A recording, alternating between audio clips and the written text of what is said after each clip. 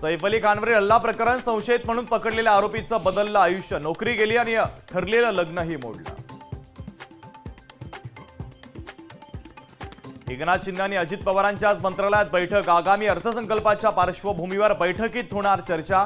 पालकमंत्री पदासंदर्भातल्या धुसफुसीनंतर बैठकीकडे लक्ष।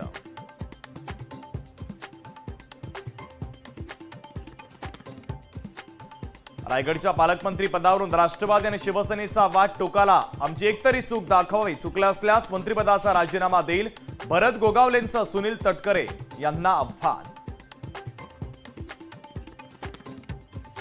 ठाकरेंच्या शिवसेनेच्या ठाण्यातील विधानसभा निहाय आढावा बैठक, दुपारी 12 वाजता मातोश्रीवर बैठकीचं आयोजन।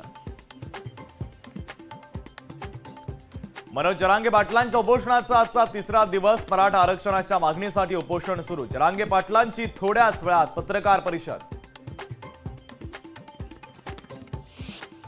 मार्कडवाडी समर्थनार्थ शरद पवारांच्या राष्ट्रवादीचं आज आंदोलन, मुंबईत प्रदेश कार्यालयाच्या समोर वरिष्ठ नेते यांच्या उपस्थितीत केलं जाणार आंदोलन। एसटी तिकीट दरवाढीच्या विरोधात आज ठिकठिकाणी बस स्थानकांमध्ये आंदोलन, ठाकरेंच्या शिवसेनेच्या वतीने आंदोलन केलं जाणार।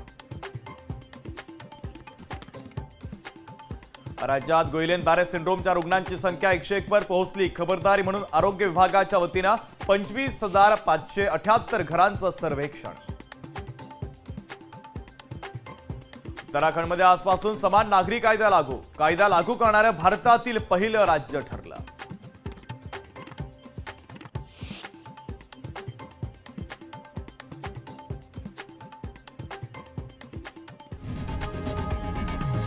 लोकशाही मराठी ऐका, पहा, जागरूक रहा।